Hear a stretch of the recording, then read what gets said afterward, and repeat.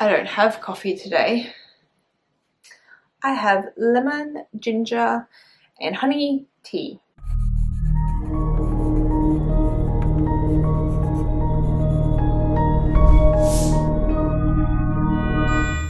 Hello. Welcome back to another episode. Do you want to manifest? Do you know how to manifest? Do you wish you could manifest better things into your life?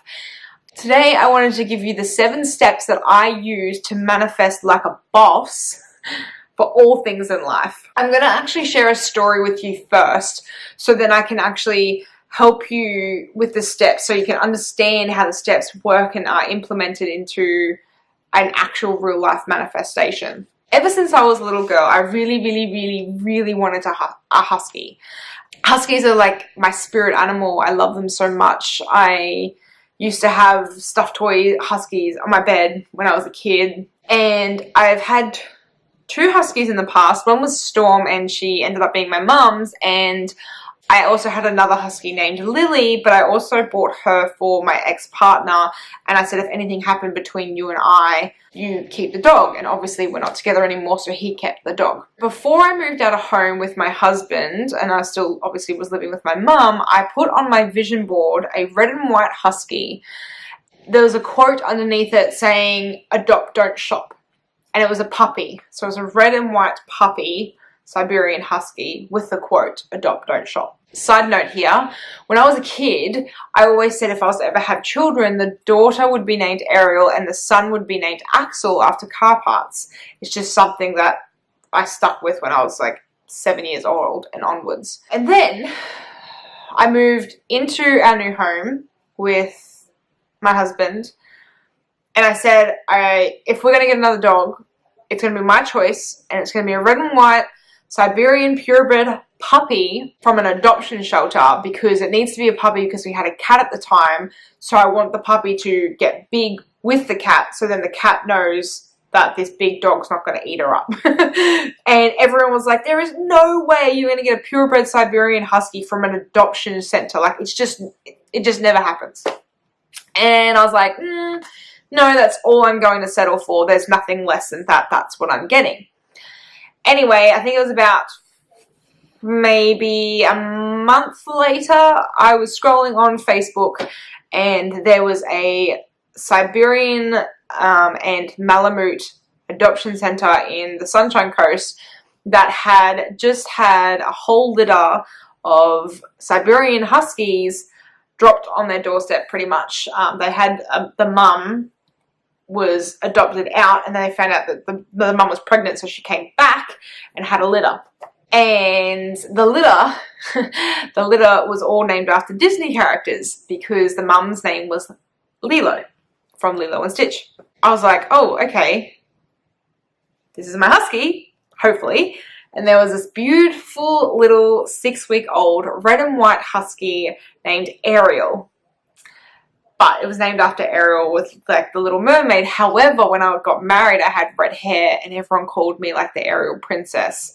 So hence, like, this is interesting. She was already named Ariel. So I applied for her, because you've got to apply for her. Like, you've got to apply for all adoption dogs, especially a husky, because they're such escape artists. And out of the 30 or something applications that were sent through for Ariel, I was the only one that actually contacted back and said, we want to come check your house. They came check the house, and they said, if you would like her, she's $660. We need to know by the next week if you would like to pick her up. And I said to Ashley, I'm like, I don't have $660. Like, I just don't have it. We just moved into our own home. You know, we had to buy a heap of stuff. It was Christmas. Like, it was also our birthdays. Like, I just didn't have the money. But I said, if the money shows up in the next couple of days, then obviously it was meant to be. And at the time I was doing photography, and I had a client that needed a very quick turnaround of photos, and the package she chose was $660 worth of photos. Blew my mind. I was like, well, there's my money.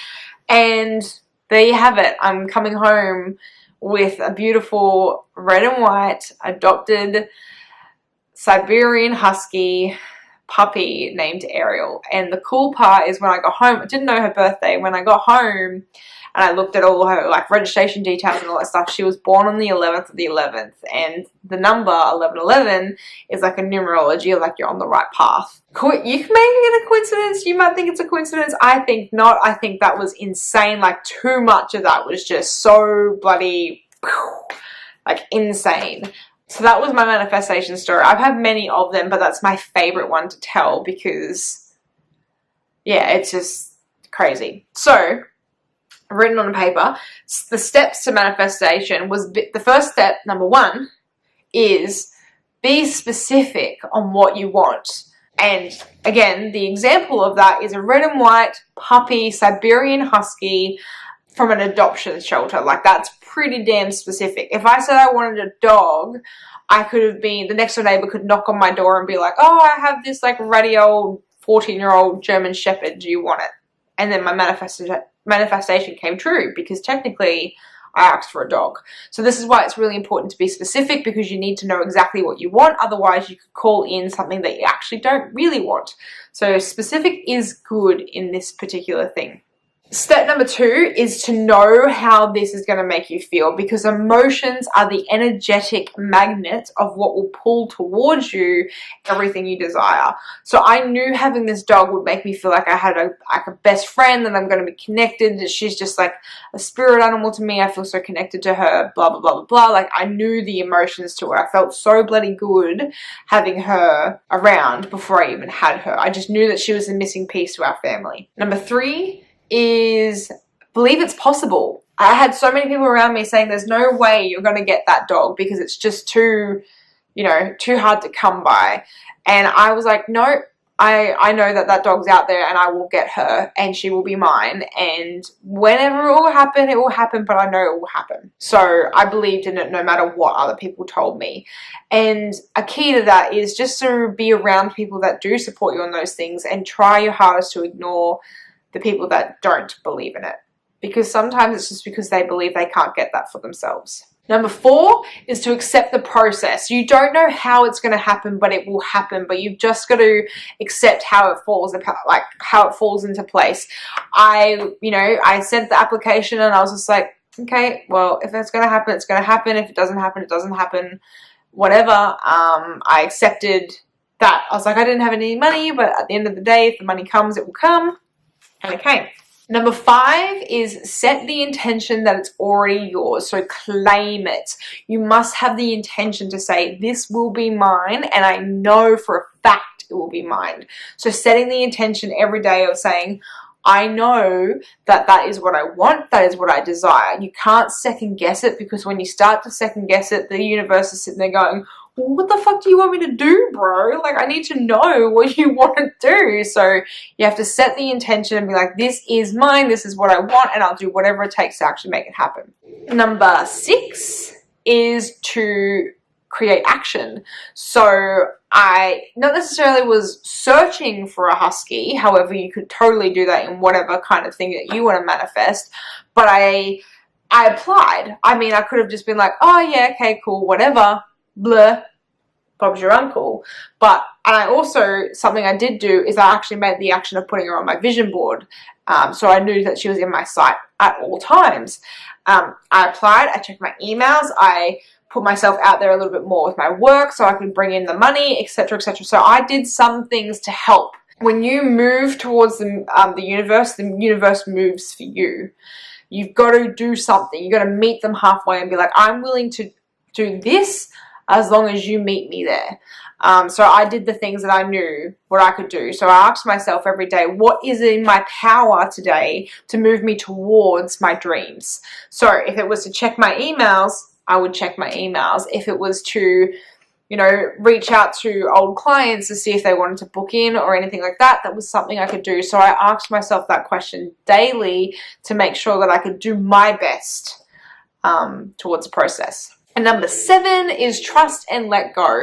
So this is probably the hardest one, especially in a lot of different kind of categories, especially like, for example, if you're wanting to be falling pregnant, it's really, really hard to just trust the process and let go, because I know deep down you want it so bad. But you've got to remember, when you come from a place of fear and lack, that's what you're magnifying, because that's the emotion you're attaching. So if you're coming from a place of being so scared that you're not going to have it, you're going to keep manifesting the fact that you don't have it. So you'll continuously not have it.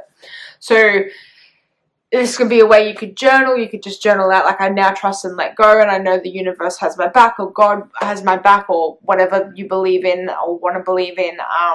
You've just got to, you know, just say, I let go. And I said, that's what I did when it came to the money. I was like, you know what? I don't have the money right now. It's not in my bank account. But at the end of the day, if the money comes into my bank account in the next couple of days, I guess that's proof to me that she's mine. Because I wasn't so fixated on it, and I just trusted and let it go. That's what happened for me. That is the process. Let's just quickly go over the steps for you. So number 1 was being specific in what you want. Number 2 is knowing the emotions. Number 3 is believe that it's possible. Number 4 is accept the process. Number 5 is set the intention that it's already yours. Number 6 is create action. And number 7 is to trust and let go.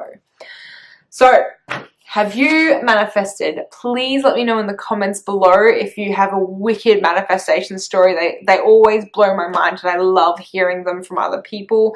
I have many of them. You know, I manifested my husband back. I've manifested the house that I'm currently living in. I manifested the job. I manifested pay rises. I manifested working with Melissa Ambrosini. Like, there's so much stuff has happened that I've definitely manifested, and the universe was there to help me. Thank you so much for watching. Please remember to like and subscribe if you enjoyed this video. If you have any questions in regards to manifesting, please also pop them in the comments below. And I look forward to seeing you next time. Bye.